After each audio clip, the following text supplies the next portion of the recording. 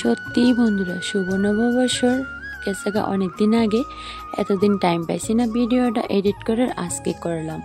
যাই হোক, আজকে হয়তো বাংলা 5-6 তারিখ, আজকে এডিট করতে আসি। তো প্রিয়ঙ্কার কাকুরে দিয়া দিল নমস্কার দিয়া, এদিকে পায়া লাইল প্রণামী 100 টাকা। যাই হোক, আমার দিতে লইছিল, আমি কইছি আমার নমস্কার দেওয়ার লাগতো না, কারণ আমার তরফ থেকে আমার বুক ভরা ভালোবাসা রইল তোমার জন্য। তো যাই হোক, আমি এমনিতে যেই হোক প্রণাম আমি নিই না, কারণ আমার কাছে প্রণাম যে আমার কাছে কেউ মাথা নুয়াইব এই জিনিসটা আমার ভালো লাগে না। তার মাঝখানে দেখো ঠাকুর সেবা দেওয়া হয়েছিল, একটু ভিডিও করলাম, এ কারণে আমি নমস্কার নেই না। তো ওইদিকে আমরা বাড়ির কাছে যে ফুলাপেন আসিল, তো তারাও আইলো নমস্কার দিতে, আমার শাশুড়ি মারে নমস্কার দিল।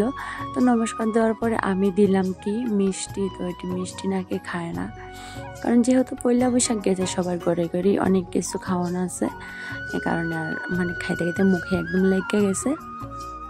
যাই হোক, আমি আবার আগের কথা ফিরে যাই। তো শুভ সকাল আমার প্রিয় বন্ধুরা, আমার ছোট্ট একটা ত্রিপুরা চত্রিকা, তোমরা সবাই অনেক অনেক স্বাগত আর অনেক অনেক ভালোবাসা।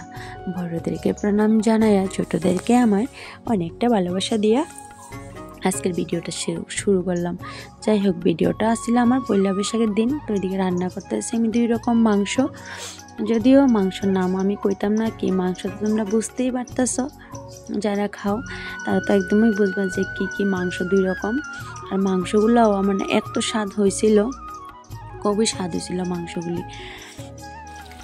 তো এদিকে আমার শাশুড়ি মাও কাঁঠাল কাটতেছে, শাশুড়ি মা কইতেছে যে কাঁঠালটা রয়েছে কাটটা লাই, আমার একটু সবজি বানাই দিয়ে লাই।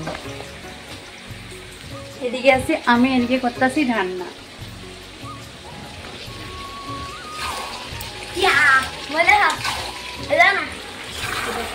কি এটা?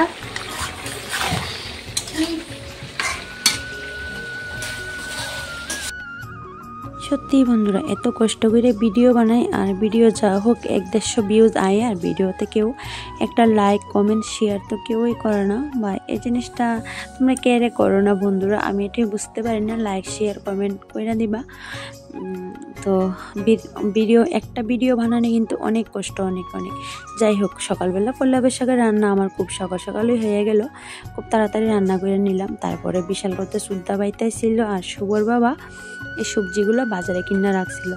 যাই হোক, দুপুরবেলা খাওয়া দাওয়ার পরে দেখো কই রান্না দিলাম বাবার বাড়ির উদ্দেশ্যে, কারণ অনেকদিন ধরে যাই না। আর আমার একটা ইচ্ছা ছিল যে বিয়ের আগেও জিন্স টপ পরনের লেগে, আমার বাবাও দিছে না। যাই হোক, এই স্বপ্নটা আমার বড় মশাই পূরণ করছে। আর যাইতেছি আমার বাবার বাড়িতে, আরও সুন্দর সুন্দর ব্লগ